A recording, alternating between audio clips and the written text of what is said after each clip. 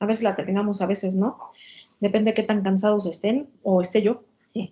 Y luego sigue esferocitosis y como ya les había comentado la clase pasada, luego el examen. Entonces, ya el lunes, ahorita no vamos a pelearnos, ¿no? O hablar de eso. Ya el lunes, ya que lo hayan pensado, pónganse ustedes de acuerdo también y ya vemos qué día prefieren el examen, ¿no? Y la hora. Entonces, bueno.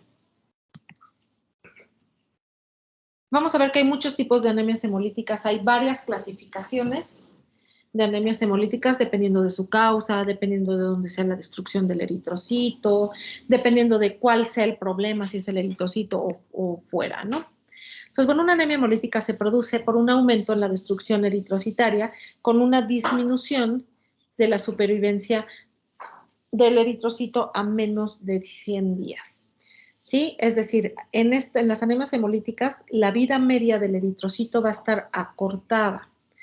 ¿Sí? Representan alrededor del 5% de todas las anemias y pueden ocurrir a cualquier edad. Aquí no hay un predominio de edad. Aunque sí es importante tomar en cuenta la edad cuando pensamos en la causa, ya que va a haber causas adquiridas y causas hereditarias. Si tengo un paciente de 46 años y es el primer cuadro de hemólisis que presenta en toda su vida, ¿qué pensarían? ¿En una causa hereditaria o en una causa adquirida?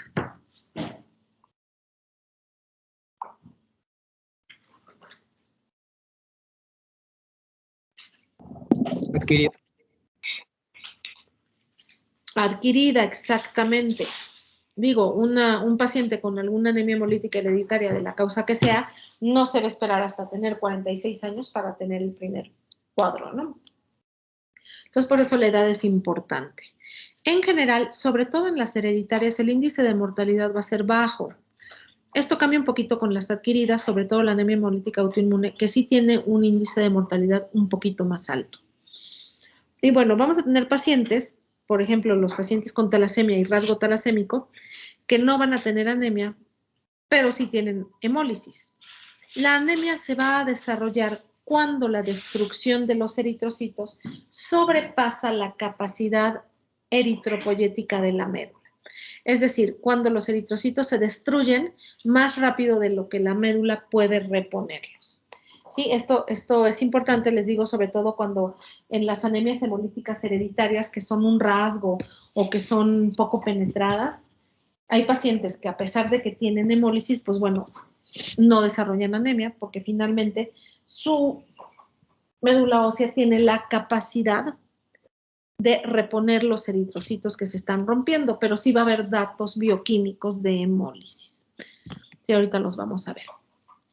Pasemos a las clasificaciones. Una de las primeras clasificaciones es dependiendo del mecanismo de destrucción, es decir, dónde se está destruyendo el eritrocito. Los de causa intravascular, es decir, dentro del vaso sanguíneo, y los de causa extravascular, fuera del vaso sanguíneo. Si el eritrocito no se está destruyendo en el vaso sanguíneo, ¿en dónde se destruye? ¿Dónde se les ocurre que pueda destruirse el eritrocito?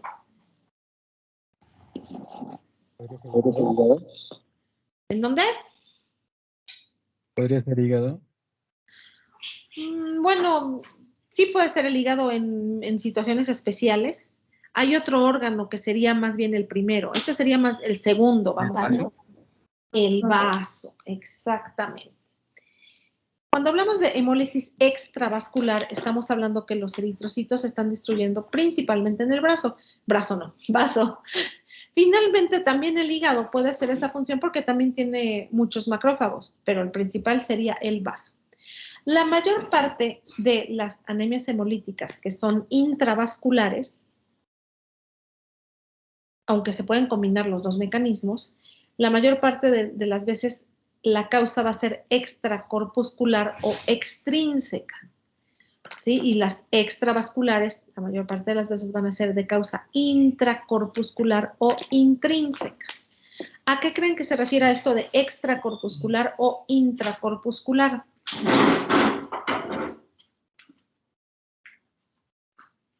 ¿Dentro o fuera de la célula? ¿Dentro o fuera de qué célula? Del eritrocito. Exactamente. Vamos a poner un ejemplo, una talasemia, ¿sería intracorpuscular o extracorpuscular?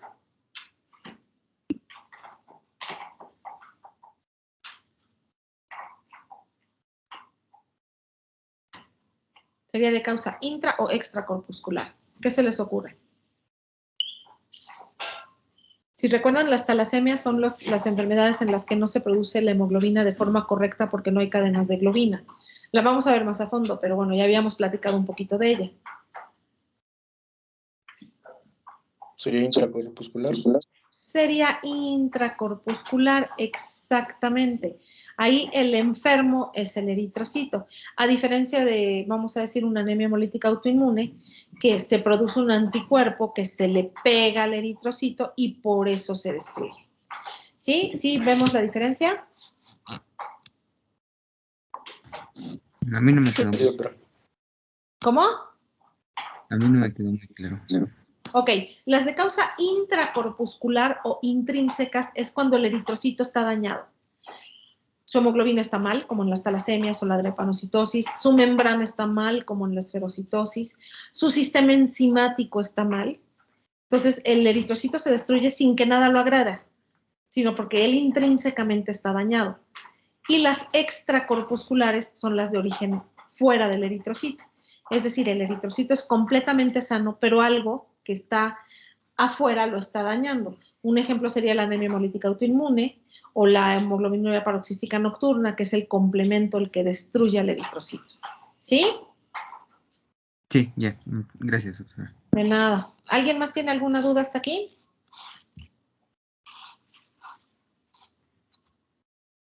¿No? Ok. Otra clasificación sería la etiopatogénica, en la que decimos que las anemias hemolíticas pueden ser de causa adquirida o de causa hereditaria. Dentro de las adquiridas, las vamos a dividir en estas, prácticamente son dos. Las inmunes, que engloban a las autoinmunes, a la hemoglobinuria paroxística, a las aloinmunes y a las inducidas por medicamentos. Todas estas, aquí debería de haber un subtítulo, que diría inmunes.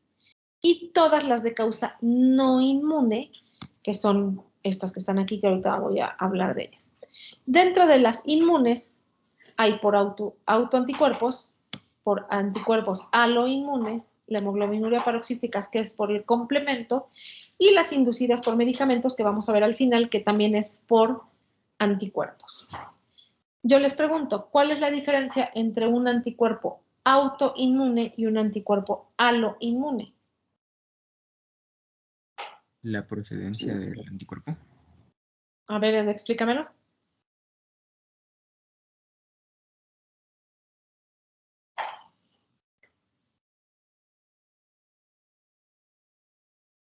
Autoinmunes y aloinmunes.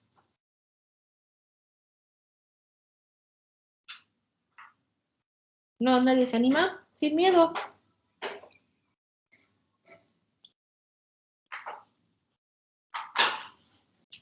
Pues la autoinmunidad es la respuesta de los antígenos no propios de los miembros de una misma especie y eso se denomina como aloantígenos. Entonces, ¿Sí vas bien? Es que así mismo se pueden atacar. Exactamente. Los anticuerpos autoinmunes son anticuerpos que se forman en contra de antígenos propios. Por ejemplo, la anemia hemolítica autoinmune, generalmente el anticuerpo se forma contra alguna de la porción del RH. El RH es un antígeno muy, muy complejo y muy antigénico. Entonces, en las autoinmunes, el linfocito B se confunde y hace un anticuerpo en contra de un antígeno propio. Las aloinmunes sería en contra de un antígeno extraño o un anticuerpo que hizo otro individuo en contra de tus células. ¿En qué situaciones podría ser un anticuerpo que hizo otro paciente y que ataca a tus células? O bueno, otra persona, otro individuo, Otro, pues. ¿El Bueno, RH de la mamá al feto? Exactamente, ese es el mejor ejemplo de un anticuerpo aloinmune. La mamá RH negativo tiene su primer embarazo, el bebé es RH positivo, se ha visto que desde la etapa embrionaria y fetal, sangre del bebé pasa a la madre. No necesita ser hasta el parto, puede ser en ese momento. Entonces, la madre no tiene RH, reconoce al RH como algo extraño, forma un anticuerpo. Este es un anticuerpo adquirido de tipo IgG. Como bien saben, los IgG atraviesan fácilmente la membrana placentaria y los anticuerpos de la mamá destruyen los eritrocitos del bebé. También es el mismo mecanismo más o menos con el ABO, ¿no? Cuando una mamá O tiene un bebé A o B. ¿Sí?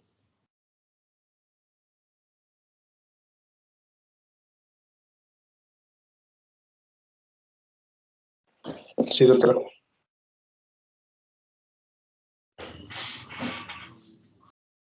Espérenme tantito, es que me están escribiendo del hospital.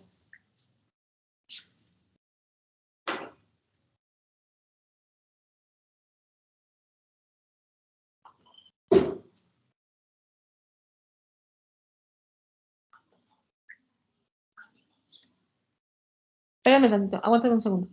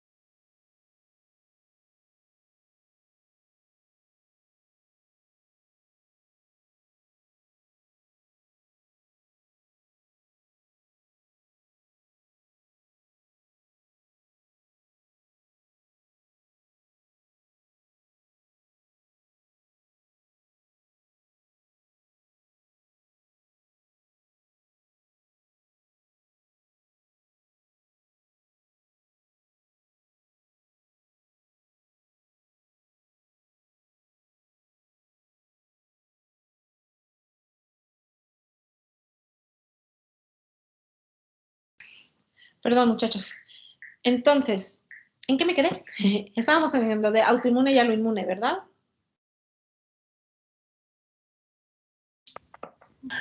Sí, doctora. Ok. La hemoglobinuria paroxística nocturna, ahorita la vamos a ver.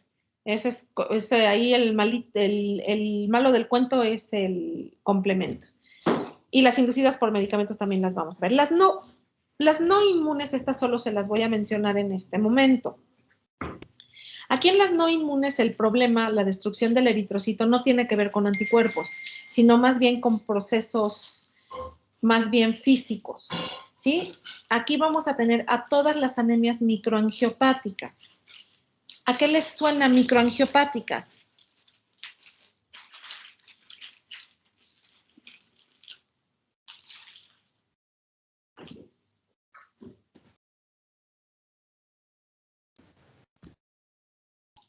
¿De los vasos?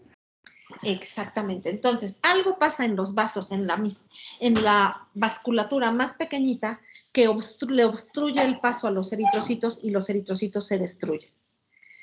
Ejemplos no hematológicos tenemos al HELP, que es la enfermedad hipertensiva del embarazo, pero ya en la etapa de puerperio, la preeclampsia, la eclampsia, ¿sí? Esto produce problemas microangiopáticos que producen hemólisis.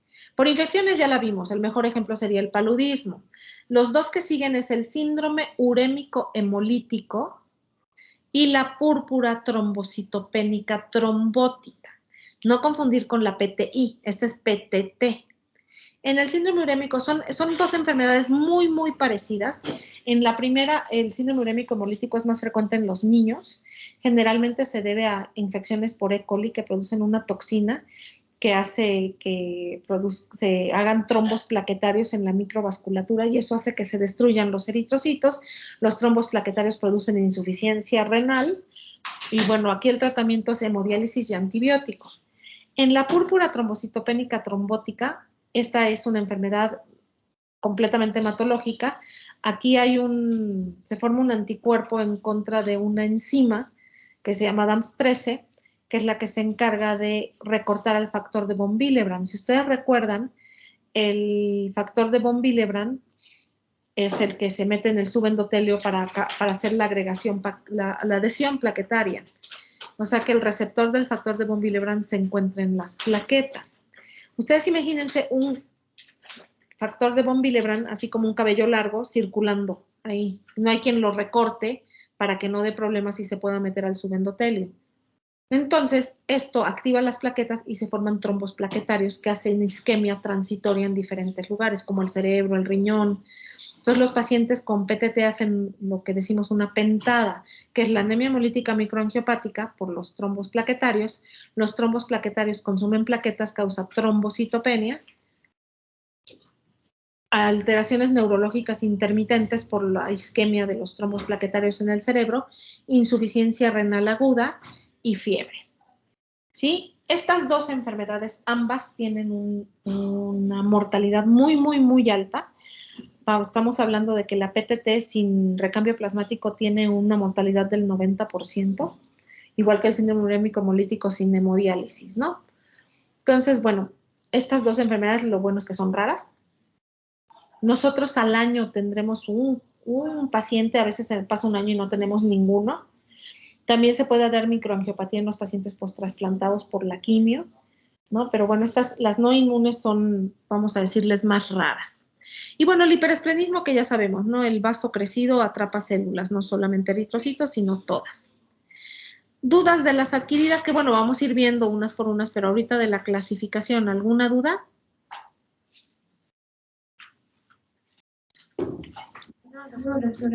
¿No? ¿Van bien?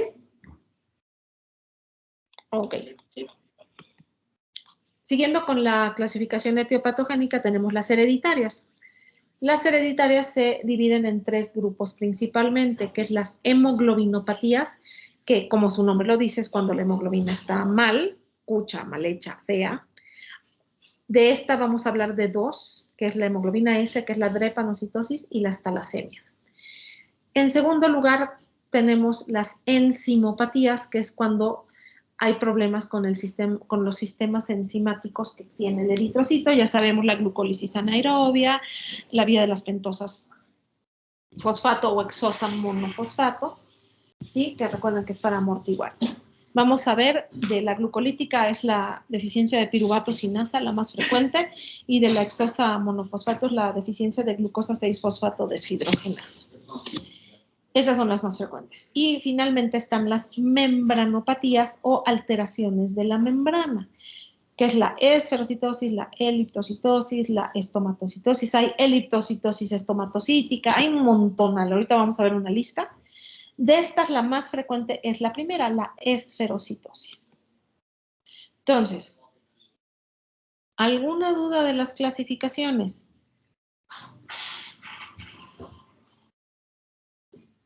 No, doctora. ¿No? Ok. Entonces, hablando del cuadro clínico en general de las anemias hemolíticas, cuando veamos las enfermedades vamos a ir viendo los detalles ya de cada una. En cuanto a las hereditarias, el curso clínico va a ser insidioso y crónico. Es decir, son pacientes, generalmente en edad pediátrica, cuando se diagnostican, que tienen cuadros de hemólisis repetitivos.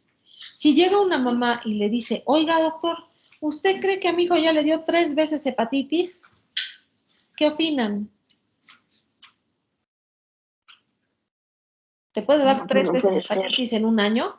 Pues no, ¿verdad? Ahí, insisto, no todos los pacientes con delirio de Piolín, es decir, no todas las ictericias son hepatitis, ¿no? Es lo primero que piensan en los niños, pero hay que diferenciarlo de la hemólisis.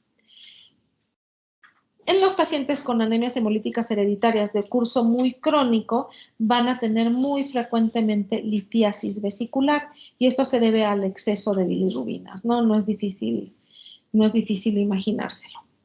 Ahora, las anemias hemolíticas adquiridas, que entre la más frecuente tenemos la anemia hemolítica autoinmune, la hemoglobinuria paroxística nocturna, aquí sí la hemólisis es aguda, muy, muy rápida, y puede ser fulminante. Es decir, aquí los pacientes sí se pueden morir, ¿no? Te llegan con 2 de hemoglobina, los intubas, es un problema transfundirlos porque ninguna unidad sale compatible, te hacen sufrir, te hacen sudar, lloras. A mí una vez me pasó un pobre muchacho que ya tenía una anemia hemolítica muy crónica, autoinmune refractaria, llegó con 2 de hemoglobina y fallece, ¿no? Entonces, la pobre esposa embarazada se puso mal, bueno, fue un desastre. Entonces, las anemias hemolíticas adquiridas sí pueden ser mortales, ¿no?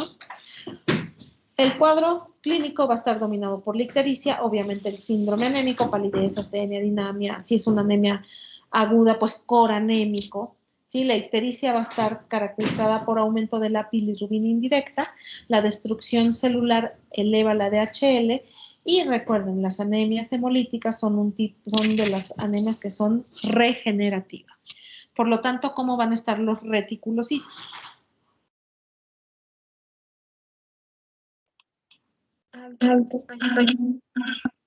Van a estar altos, arriba del 2%, recuerden. En los pacientes, sobre todo aquí, hereditarias, nuevamente regresamos a las hereditarias, cuando se afectan desde que son niños, va a haber esplenomegalia, hepatomegalia y puede haber ensanchamiento del tejido hematopoyético. ¿Qué es esto? Sobre todo en los huesos planos, ¿sí? En los huesos planos del cráneo, la mandíbula, puede haber hasta alteraciones óseas en el tórax.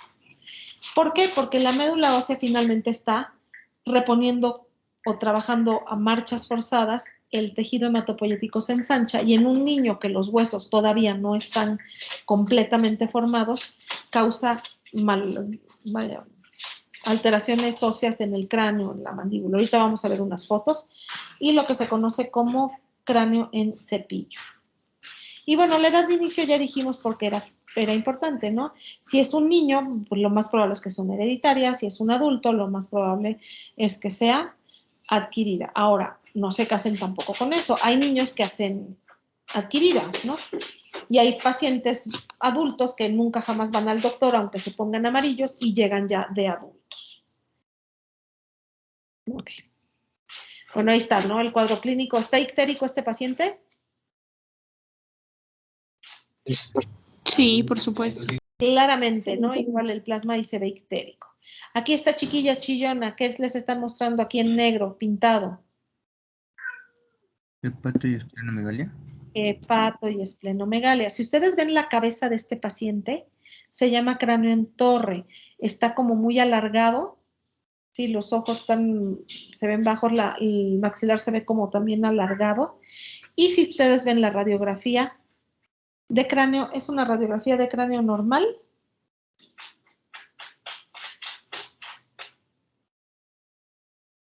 No. ¿Qué tiene de rara?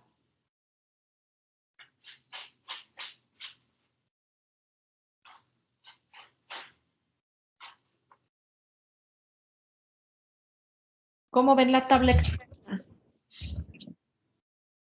del cráneo de ese niño? Se ve muy, muy, muy, muy claro aquí abajito, aquí. Parece que tiene prolongaciones, ¿no? Alguien lo asustó. A esto es a lo que se le llama cráneo en cepillo y es como se ve el ensanchamiento del tejido hematopoyético. ¿Sí? ¿Sí lo ven? Sí, doc, sí se Sí, ve. doctora. Sí, doctora. Obviamente esto sucede en las anemias hemolíticas hereditarias porque la tienen desde niños. Entonces, conforme van creciendo, el cráneo se les va deformando, el maxilar, tienen malposición de los dientes, ¿no? Todo eso. Se quedan chiquitos por la hipoxia crónica. Ok. En la citometría hemática, obviamente va a haber anemia. La anemia va a ser regenerativa, es decir, va a haber reticulocitosis. Hay veces que la respuesta es tan agresiva que podemos tener eritroblastos en la sangre periférica. La médula ósea saca lo que tiene. Hay que recordar que si hay eritroblastos, espérenme, es que es mi gato que está rascando. Si hay eritroblastos, ¿cómo los va a contar la máquina? ¿Como eritrocitos o como qué?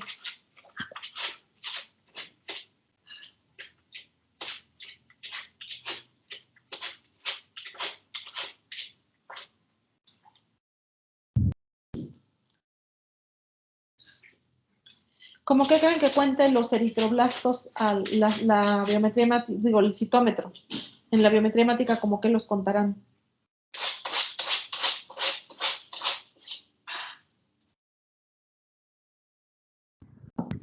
Como neutrófilos. Bueno, no como neutrófilos porque tendrían que tener segmentado el núcleo, pero como leucocito, ahí sí estás correcto. Los eritroblastos la máquina los cuenta como leucocitos. Entonces, cuando les reportan eritroblastos tal porcentaje, ese porcentaje lo tienen que convertir a número absoluto y restárselo a los leucos para obtener la cifra real de leucocitos. ¿Sí? ¿Sí me explico o ya los hice pelotas? Sí, se entendió, Sí, se doctora. entendió. Ok. Si hay esquistocitos, acuérdense que los esquistocitos también se llaman cascos, que se ven como eritrocitos rotos, son fragmentos de eritrocitos. Esto se ve en las anemias hemolíticas microangiopáticas, la PTT, el síndrome urémico hemolítico, lo que ya les había comentado. El frotis de sangre periférica me ayuda porque si dice esferocitos, bueno, puede ser no. Una esferocitosis hereditaria, drepanocitosis, ovalocitos, o sea, ahorita conforme vayamos viendo las diferentes anemias hemolíticas, vamos a ir viendo las alteraciones en el frotis de sangre específicas. Las anemias con muchos reticulocitos van a tender a la macrocitosis. Entre más reticulocitos hay en la sangre periférica, más macrocitosis va a haber. Hay que recordar que los reticulocitos pues, son más grandes que los eritrocitos, ¿no? Y los reticulocitos se van a teñir azulosos. Por eso es que dice basofilia difusa. Aquí no confundir con los basófilos. La basofilia difusa se refiere a una coloración azulosa de los eritrocitos.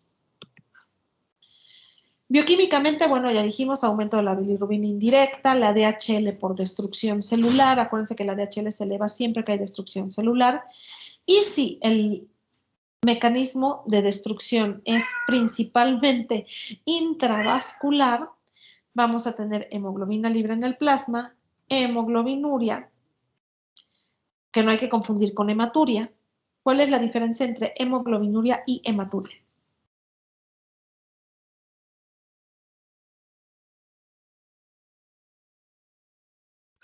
¿Qué se les ocurre que sea la diferencia? Porque en las dos la pipí se va a ver roja, con sangre.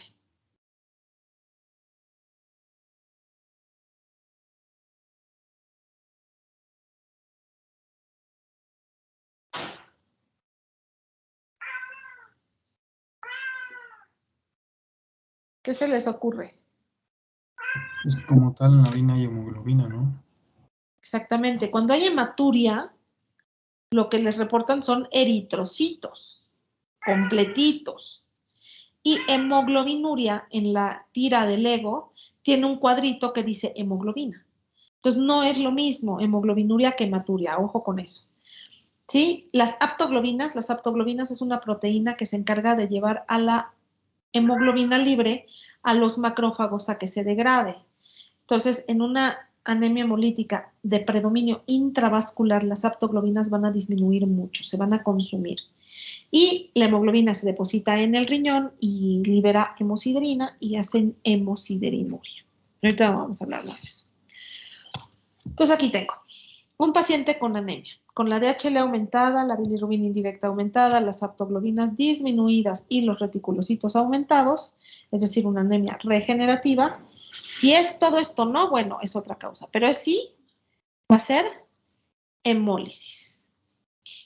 Si además de la hemólisis hay lo que habíamos visto aquí anteriormente, hemoglobinemia, hemoglobinuria o hemosideruria, si es sí, entonces el principal mecanismo de destrucción es intravascular. Tengo que hacer un CUMS para valorar si no es una anemia hemolítica autoinmune. Si sale negativo, entonces tengo que buscar otras causas de hemólisis intravascular como coagulación intravascular diseminada, púrpura trombocitopénica trombótica, síndrome urémico hemolítico, que el paciente tenga una válvula en su corazón por prótesis, hemoglobinuria paroxística nocturna o que lo hayan transfundido mal. Ahora, si no hay hemoglobinemia, hemoglobinuria y hemosideruria, entonces lo más probable es que la hemólisis sea extravascular. La mayor parte de las hemólisis extravasculares van a ser de origen hereditario, como la esferocitosis, la anemia de células falciformes, que es una hemoglobinopatía, enzimopatías o hemoglobinas inestables. La esferocitosis, que ahorita vamos a ver, la prueba que vamos a hacer es la prueba de fragilidad osmótica, y en todas las hemoglobinopatías, la que sea, las vamos a diagnosticar con una electroforesis de hemoglobina. ¿Sí? ¿Quedó claro este cuadrito?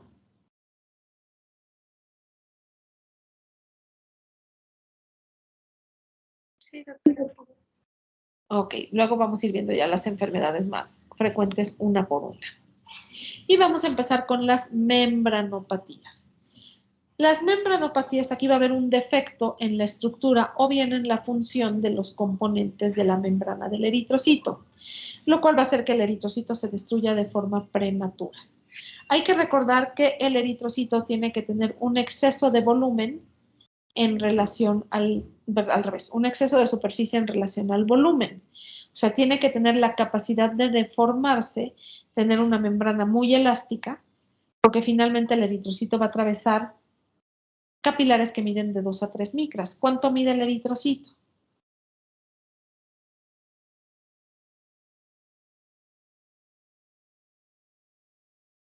¿Cuánto mide un eritrocito? 7. 7 micras. Entonces se tiene que poder deformar. Cualquier defecto en la estructura o en la función de su membrana va a hacer que se destruya de forma prematura. Recordando un poquito, ya dijimos, la membrana del eritrocito es una doble capa lipídica que tiene proteínas que pueden estar parcial o completamente embebidas en ellas. Vamos a tener interacciones verticales, que son las que estamos viendo aquí.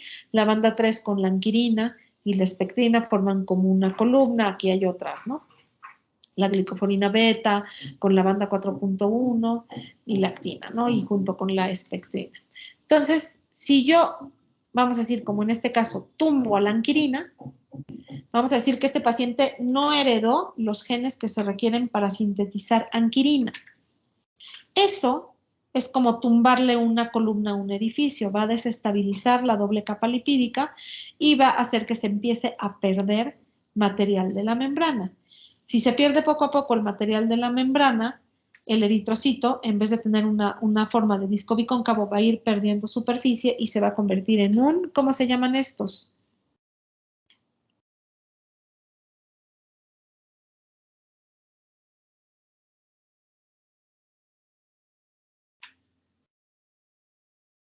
¿Cómo se llaman esos eritrocitos que están viendo ahí? Empieza con E. ¿Esferocitos? Esferocitos. Este es el mecanismo por el que tienen los pacientes, se destruyen los eritrocitos de los pacientes con esferocitosis. No tienen sobre todo anquirina o no tienen la beta, la espectrina, ¿no? Cualquiera de las dos, alfa o beta. En cambio, si yo altero una interacción horizontal, la doble capa lipídica se va a como que a rodar sobre las proteínas y eso va a hacer que el eritrocito, una vez que se deforma, tenga dificultad para recuperar su forma de disco bicóncavo y que se fragmente. Aquí este es el ejemplo de una eliptocitosis. Estos son eliptocitos. ¿Sí? Y bueno, aquí hay los trastornos de la membrana del eritrocito. Si ustedes se fijan, son un chorro y un montón y no están todos, ¿no?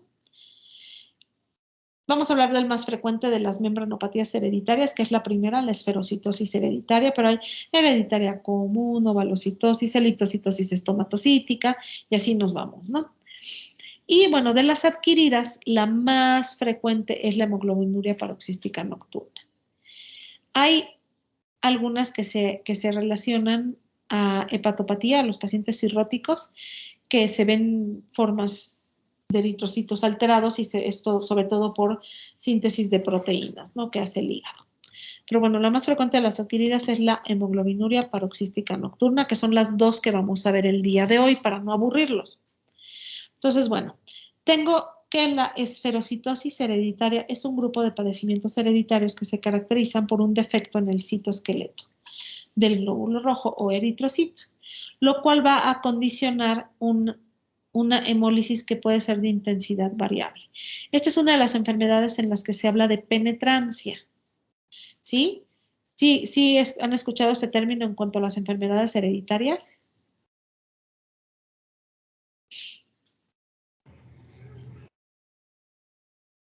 ¿Qué significa cuando yo digo que una enfermedad puede estar muy penetrada o poco penetrada? ¿Se refiere a qué tan probable es que la persona con la mutación desarrolle o tenga la enfermedad?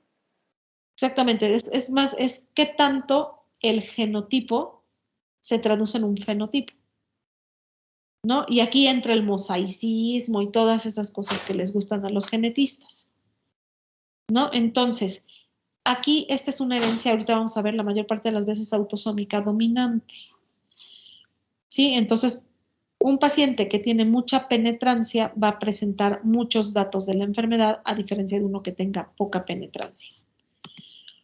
Ay, no terminé la definición. Bueno, aquí va a haber hemólisis de intensidad variable, a eso se refiere la penetrancia. Va a haber formación de esferocitos o microesferocitos en la sangre periférica por un incremento de la fragilidad osmótica. Ahorita vamos a ver la prueba.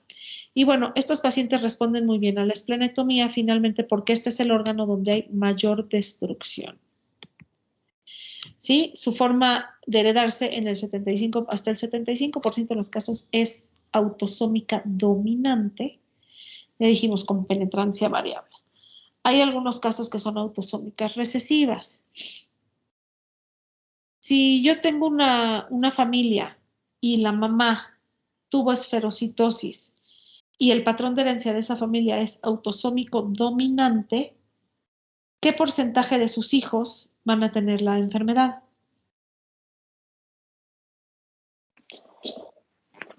Cada vez que se embarace, ¿habría una probabilidad del 50% de que los hijos lo desarrollaran? Siendo ella autosómica dominante, Sí. ¿segura? ¿Qué opinan? ¿O es el 100? Va a ser el 100. En las autosómicas dominantes es el 100, o sea, no importa, si heredan el gen cucho va a tener la enfermedad, a diferencia de las recesivas. En las recesivas se necesita que los dos padres tengan la enfermedad para presentar los síntomas. A lo que tú te refieres es más bien portador, los portadores y los que sufren la enfermedad. Por ejemplo, si yo tengo una enfermedad en mis genes que es recesiva, yo soy portadora.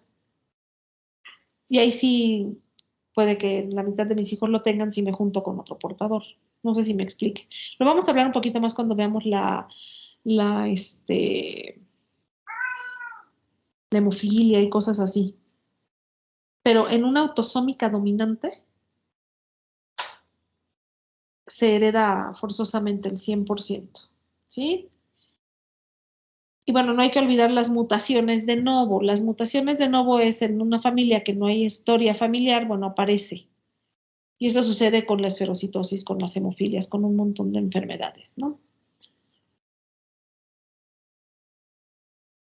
Entonces, una enfermedad autosómica dominante es muy frecuente, por lo tanto, si yo les pregunto, ¿cuál es la más común de todas las anemias hemolíticas hereditarias? ¿Ustedes qué me van a contestar? Ahí está en verde. Esferocitosis hereditaria. Exactamente.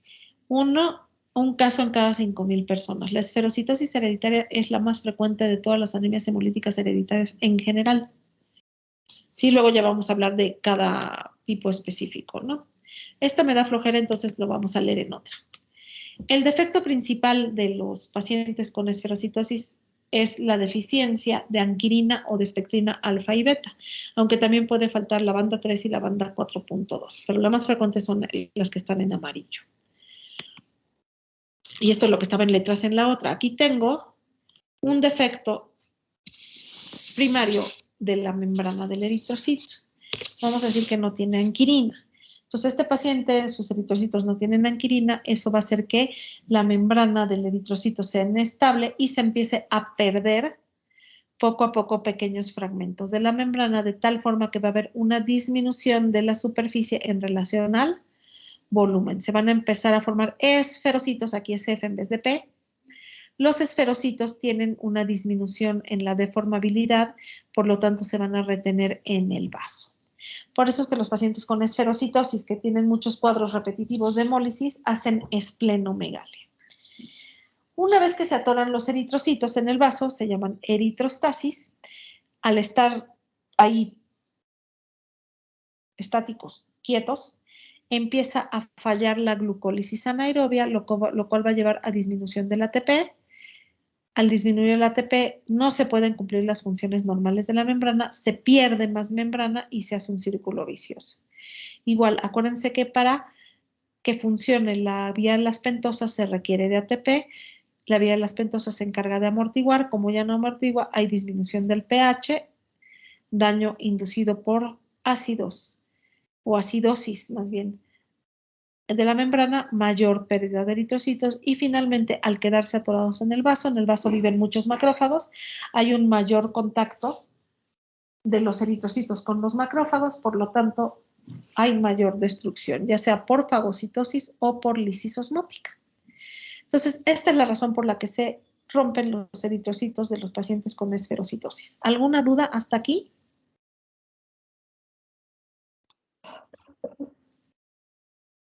¿No? Ok. Entonces, en cuanto al cuadro clínico, igual es el de cualquier anemia hemolítica, es una anemia moderada desde la infancia, ictericia, esplenomegalia. En el 75% de los pacientes va a haber historia familiar.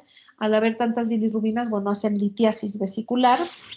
Y las complicaciones, sobre todo, son crisis hemolíticas. En los pacientes con esferocitosis hacen crisis hemolíticas cuando se activa la inmunidad, por ejemplo, en infecciones. Se activan los macrófagos, destruyen más eritrocitos. Si no les damos ácido fólico, se les acaba y hacen una crisis aplásica, o si se infectan por parvovirus B19, hace una aplasia pura de serie roja. Oh, no, ya voy a empezar a bostezar, muchachos, qué horror. Bien.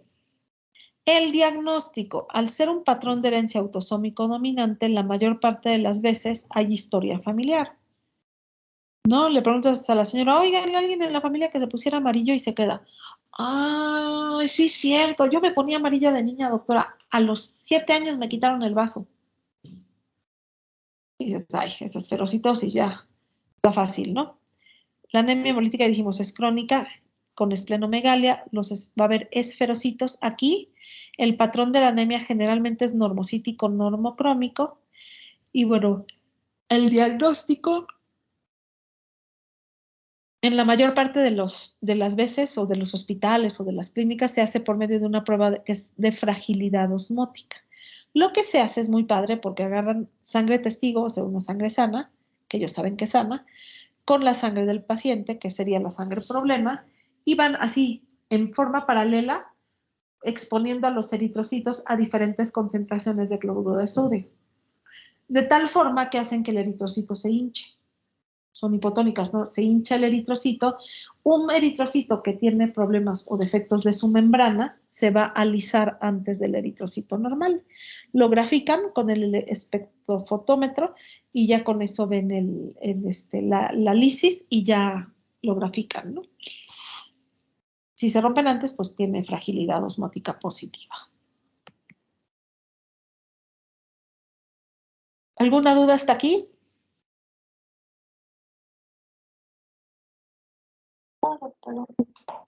Ok, el tratamiento en los pacientes que son portadores, es decir, que no tienen penetrada la enfermedad, o en los pacientes con síntomas moderados, una anemia moderada que no requiere de transfusión, no se da ningún tratamiento más que ácido fólico. Recuerden, ante cualquier dato de anemia hemolítica, les vamos a dar ácido fólico y luego hacemos todas las pruebas, porque si no, y recuerden que hacen una crisis aplásica. ¿Sí? La esplenectomía se va a reservar para los pacientes que tengan dependencia transfusional, es decir, que los estemos transfundiendo varias veces al año, ¿no? Ahora, estos pacientes, cuando les quitamos el vaso, se les mejora mucho la hemólisis, pero no se les quita completamente. Entonces, nunca se les va a quitar el ácido fólico.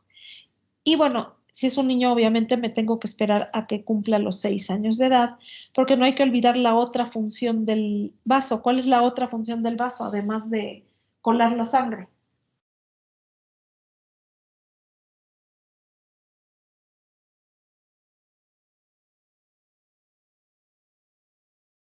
¿Cuál es la otra función del vaso, muchachos? ¿Ya se durmieron como yo que tengo sueño? Es un órgano linfoide secundario. Es un órgano linfoide secundario y es el encargado de formar principalmente la respuesta de linfocitos B. Entonces, a los 6 años, ¿qué termina? ¿Qué terminan los niños a los 6 años? No es una edad así que se me ocurrió a mí. Me gustan los 6 años. ¿Qué terminan los niños a los 6 años que los andamos correteando a los papás? Ya que hagan el servicio va a ser su coco, porque le sacan así los niños que requieren, ¿qué? Si se van al servicio social, una comunidad, cada semana les van a dar un listado de los niños que cumplen el año, los 4 años, los 6 años. ¿Qué hacemos cada? Exactamente. Ese maldito listado es odioso porque si no va el niño a vacunarse en esa semana, tú lo tienes que ir a buscar a su casa. Y luego hay una calle principal que se llama la Benito Juárez y todas son sin número. Entonces recorres la Benito Juárez buscando al niño y no lo encuentras, ¿no?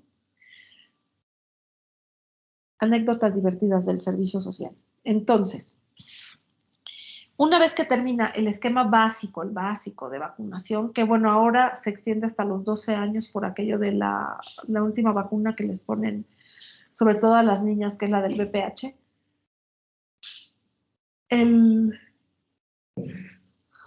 Ya los vacunaste contra todo. Antes de quitarles el vaso, les pones el neumococo, aunque no les toque, les pones la influenza y ya les puedes quitar su vaso.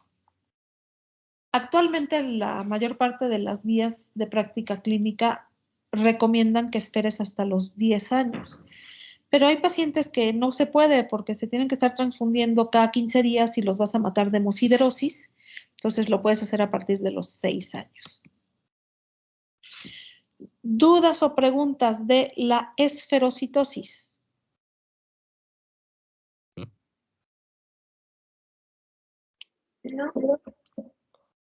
No, vamos con la difícil. Mande, ¿sí tienes duda o no? Dijiste no, ¿verdad? Doctora, ¿las dosis de ácido fólico son las mismas que vimos en la... Se da dosis terapéutica de 4 a 5 miligramos al día. Ah, ok, doctora, No la gracias. profiláctica, la profiláctica son 200 microgramos. Aquí das 2 a 5 miligramos. Digo, 4 a 5 miligramos. Muy bueno. Ok, doctora, gracias. Desde esta clase estoy así toda con mucho sueño.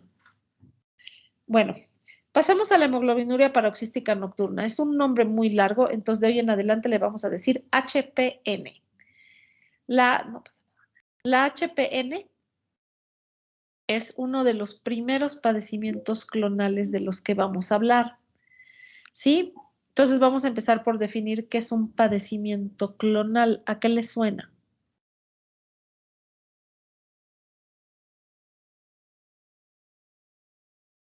Un padecimiento clonal.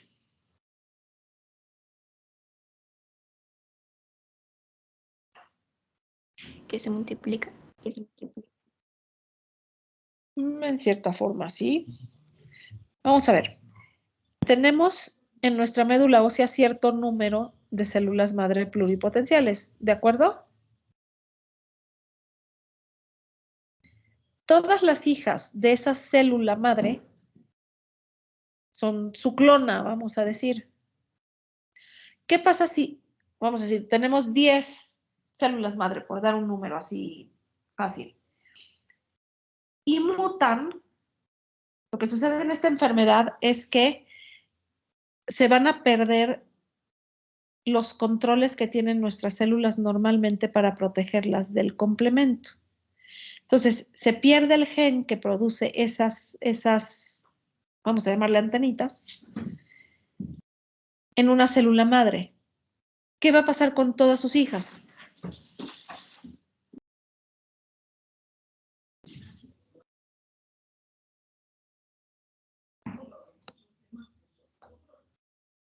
¿Qué va a pasar? Tampoco lo va a tener. Tampoco lo van a tener, son sus clonas. Entonces vamos a decir que de 10 células madre que tenemos, no sé, 80%, 8, tienen esta mutación. Entonces ese paciente va a tener muy sintomática la enfermedad porque nada más tiene un 20% de células normales. A eso se le llama una clona HPN. Entonces, es un padecimiento clonal. No sé si quedó claro qué significa eso de clonal.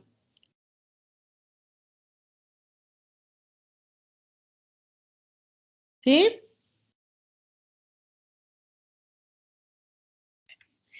El segundo, o lo segundo es un padecimiento clonal adquirido. No es hereditaria, es adquirido. Del tejido hematopoyético, eso es lo tercero. Si un paciente tiene HPN y sabemos que es una mutación en el cromosoma X y bla, bla, bla, ahorita lo vamos a ver, y les pregunta, ¿mi hijo la va a heredar? ¿Qué le dicen? ¿Sí o no? No. No, es adquirida y es del tejido hematopoyético, lo cual quiere decir que los espermatozoides y todo están normales. Entonces, habiendo definido las tres cosas importantes, vamos a decir que se caracteriza por la producción de células sanguíneas y precursores medulares que presentan una mayor sensibilidad al efecto citolítico del complemento. Ahorita vamos a ver cómo, por qué y cuándo. ¿Sí? ¿A qué se debe? Bueno, va a haber una pérdida parcial de los genes que se requieren para sintetizar las proteínas que están ligadas al glucosilfosfatidilinositol, que lo puedes abreviar como GPI o en inglés PIG, PIG. Estas son la CD55 y la CD59. Ambas van a regular la actividad biológica del complemento. Entonces, si recordamos el complemento, ¿qué tipo de inmunidad es? Innata. Exactamente. ¿Tiene algo de específico?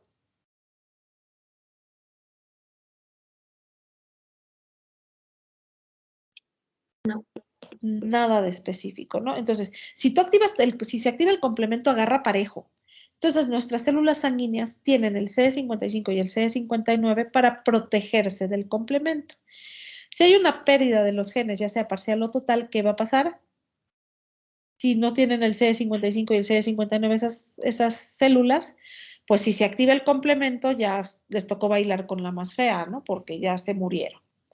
Esto nos va a traducir varias cosas. Uno, hemólisis intravascular, con todos los problemas que ahorita vamos a ver que eso conlleva. Dos, si estamos hablando que no solamente son las células de la sangre, sino los progenitores o las células más tempranas. Entonces me puede llevar a hematopoiesis ineficaz, lo cual me lleva a que las células todas estén bajas en la sangre periférica, es decir, pancitopenia. Ahorita vamos a ver los tipos de HPN y bueno, vamos a ver cómo van afectando. Lo bueno, porque es una enfermedad fea, es que es una enfermedad rara. 2 a 100,000 casos por habitante. Nosotros en total, en todos los años, por ejemplo, que yo llevo en la jefatura, que son como 6 o 7, tenemos en total alrededor de 6 pacientes con HPN. Entonces, la buena noticia es que no es muy frecuente. Y aquí está, ¿no? Se muta el gen PIGA, acuérdense, glucosilfosfatidilinositol, que se encuentra en el brazo corto del cromosoma X, y se dejan de sintetizar el CD55, que es el factor que acelera la degradación de las convertasas del complemento, y el CD59, que es el factor de restricción de la actividad del complemento. Todas nuestras células tienen estos dos CDs para que cuando se active nuestro complemento no se mueran nuestras células. En esta enfermedad se pierde. ¿Vamos bien? Sí, doctora. Ok, luego, porque luego me siento como en una sesión espiritista. No sé si hay alguien ahí escuchándome. ¿No? Entonces, si hay dudas, me detienen. Al no haber CD55 y CD59, se fija el complemento. Si se afecta principalmente la serie eritroide, esto se va a traducir en hemólisis intravascular con hemoglobinemia, disminución de las aptoglobinas, ¿no? Y hemosideruria, lo que ya habíamos visto. Y bueno, antes, o bueno, se le sigue llamando así, pero bueno, se le dio el nombre de paroxística porque los pacientes aparentemente estaban completamente bien, completamente sanos y de la nada hacían hemólisis. Muy, muy aguda, muy agresiva. Entonces, bueno, la crisis hemolítica se asocia a situaciones de alarma o a situaciones en las que se activa el complemento. ¿En qué situaciones se puede activar el complemento?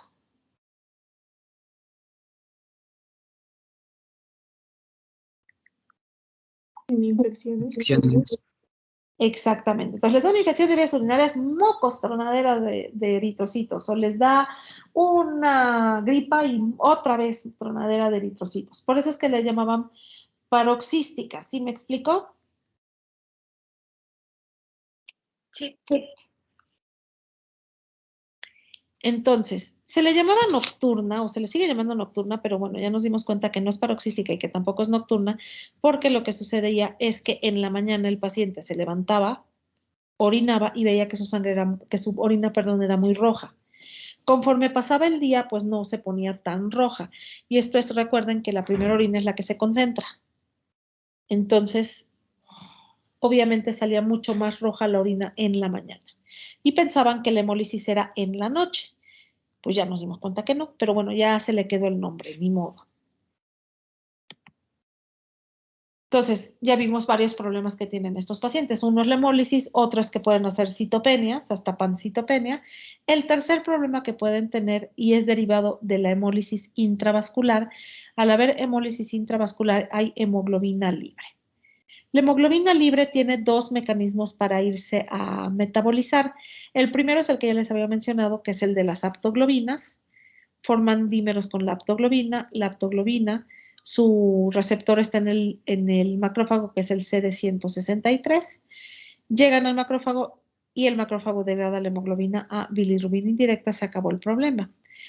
Este es uno. El otro es la vía de la hemopexina, que es exactamente igual, nada más que aquí lo que transporta es al EMA, ¿no? El EM, que está con su hierro reducido, con el oxígeno se oxida y ya se une a la hemopexina. Con la hemopexina se van igual a los macrófagos a degradar a bilirrubina indirecta.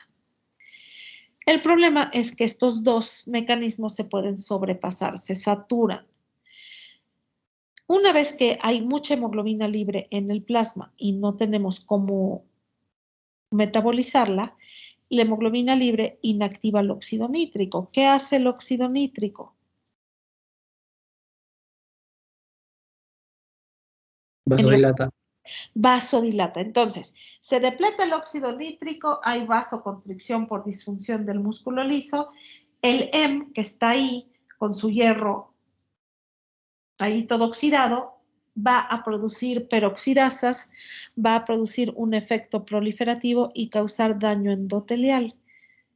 ¿Qué sucede cuando hay daño endotelial? Hipercoagulabilidad. Exactamente. Entonces, el tercer problema que tienen los pacientes con HPN, que es bastante grave, es que están con un estado protrombótico. Hacen infartos cerebrales, infartos intestinales, infartos renales, se pueden trombosis venosa profunda, ¿no? Entonces pueden trombosar. Por lo tanto, hay 4 tipos de hemoglobina, de HPN. La clase 1, que es en la que hay hipoplasia medular, es decir, aquí es cuando las clonas de HPN están afectando muy cerca de la célula madre. Entonces va a haber pancitopenia, es uno de los diagnósticos principales de la hipoplasia medular. Y ese es en el 44% de los casos, o sea que es la más frecuente. La HPN clase 2 no hay pancitopenia, pero sí hay una o más citopenias. Hay menor cantidad de clonas HPN. La HPN3 es la que afecta principalmente a la serie eritroide y aquí va a haber hemólisis con hemoglobinuria y citopenias, puede ser una o más, que es el 30%. Y la última, que es la más rara, es cuando lo que domina son los fenómenos trombóticos. ¿Sí? ¿Vamos bien? Sí, doctora. Sí. Ok. Complicaciones. Bueno, infecciones bacterianas frecuentes. Va a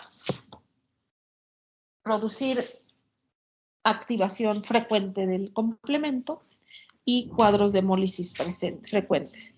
Coagulación intravascular diseminada, ya dijimos, es un estado protrombótico. Insuficiencia renal aguda o crónica, si se transfunden muy frecuentemente hemosiderosis transfusional o hemocromatosis, si no les damos ácido fólico o bien afecta muy alto, puede ser una crisis aplásica y estos pacientes tienen una frecuencia alta de leucemia aguda. Esas serían las complicaciones. El diagnóstico, lo vamos a sospechar la HPN en pacientes que tengan citopenias, fenómenos trombóticos y anemia hemolítica de predominio intravascular. Las pruebas indirectas, les estoy franca, prácticamente ya no se hacen. El HAM, la sucrosa y la inulina, ya prácticamente no la hacemos.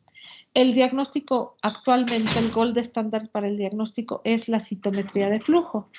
Se toma sangre periférica del paciente, se le pone anticuerpos contra el CD55 y el CD59. Estos anticuerpos son fluorescentes. Entonces, se procesa la muestra, se mete al CELDIN. Si un paciente tiene clonas HPN, ¿va a haber fluorescencia o no va a haber fluorescencia?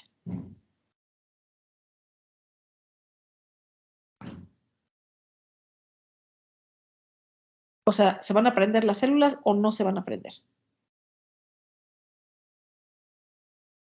No se van a prender. No deberían. Se van a prender, exactamente. Lo que identifica esta prueba son eritrocitos y leucocitos carentes de CD55 y CD59. ¿Sí? Entonces, bueno, si yo les pregunto, ¿cómo se diagnostica el HPN? Ustedes me contestan con citometría de flujo. Tratamiento. Altamente frustrante el tratamiento, es según, así como dicen, según el sapo es la pedrada, según las complicaciones o lo que domine al cuadro. Si es la hematopoiesis ineficaz, podemos dar danazol o mesterolona, que son androgénicos para estimular la hematopoiesis. Si es falla medular completa, podemos dar ciclosporina, que es un inmunosupresor, prednisona para la trombocitopenia. Aquí, como sí hay pérdida de hemoglobina porque tienen hemoglobinuria, entonces sí puede haber deficiencia de hierro. Esto va a ser sobre todo en pacientes que no requieren de muchas transfusiones. Cuando requieren de transfusión, lo que hay es sobrecarga. Y bueno, el ácido fólico ya lo dijimos, ¿no? Si hay hemólisis, ácido fólico, luego virigo. Tratamientos caros, bueno, el eculizumab, en el nombre lleva el precio. Sí, se dice que si le quieres dar tratamiento a un paciente con HPN por un año, dándole eculizumab, necesitas $1 millón. No de pesos, de dólares. Sí, el eculizumab es un anti-C5. Si yo le doy eculizumab, vamos a decir que tengo mucha lana y soy Slim y Bill Gates, ¿no? Y agarro y le doy 1 año a una persona el tratamiento con eculizumab, ¿le voy a curar la enfermedad?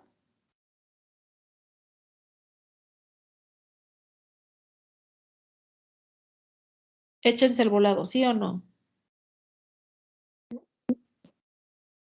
¿Qué dijiste, Erika? Dije no. No, exactamente. Muy bien, Erika. No se le va a curar. Finalmente es un anti-C5. Lo que estás haciendo es detener al complemento. Pues, ¿quién tiene tanta lana? ¿No? Ese es el problema del eculizumab, es que está muy eculizumab su precio, ¿no? Otra opción es el trasplante. Obviamente no tiene nada que ver con lo caro, pero lo que necesito es un donador compatible. Y con todas las complicaciones del trasplante, obviamente este tipo de trasplante es el halogénico, no se puede hacer autólogo. ¿Sí? Entonces, bueno, esa es la hemoglobinuria paroxística nocturna. Aquí Doctora, me... ¡Ey! entonces el eculizumab no lo tienen en el seguro, ¿verdad? Está lejos de que lo vayan a tener. No, hubo una oaxaqueña nefasta aquí en San José, yo no estaba, no fue en mis tiempos, que así literal, el maldito del laboratorio que vendía el eculizumab la esperaba afuera, entonces le contrató abogado, demandó al IMSS y a esa paciente se le está pagando el eculizumab. Es la única paciente en todo el país. Y es una lanísima y está en Oaxaca la chamaca. Yo no la conozco, la verdad, porque no fue en mis tiempos. Pero no, pues no. ¿Quién va a tener $1 millón para sostener eso, no? Entonces, bueno. Y no se va a abaratar porque prácticamente es una droga huérfana. Se está utilizando así para otras cosas como la PTT, se puede dar eculizumab, pero no les va muy bien. Y pues no tenemos dinero, ¿no? Para comprarlo. Pero sí es una droga huérfana. ¿Alguien más tiene alguna otra duda?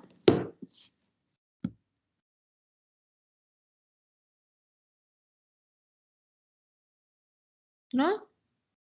Aquí me quedé con el otro grupo, ya vimos las membranopatías. El lunes vemos las hemoglobinopatías, las enzimopatías y las adquiridas, que está bien cortita la próxima clase. De estas quedan nada más 9.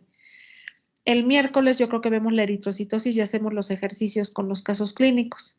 Y yo creo que sí sería, ya sea jueves, viernes o sábado, váyanle pensando, peleense ahí entre ustedes, pónganse de acuerdo, a mí no me metan, ya que estén de acuerdo, la mayoría me dicen, para ver lo del examen la semana que entra. ¿Sale? Le insisto, a mí me da lo mismo, yo nada más les abro el examen y se lo cierro en 1 hora. ¿Sí? Sí, doctora. Sí, doctora. Ya los Sí, puse. doctora, de acuerdo. Sí, doctora. Ustedes no se pongan tristes, muchachos. Los exámenes son parte de la vida, ¿no? Y hay exámenes más feos que los de la escuela. Se llaman pruebas más que exámenes. ¿Sí? Sí, doctora. Ay, se oyen bien Sí, tristes. doctora. Está bueno, nos vemos entonces el lunes. Hasta el lunes, doctora. Hasta luego, doctora. Hasta Hasta el el lunes. lunes, gracias. Adiós, doctora. Bye. Hasta luego.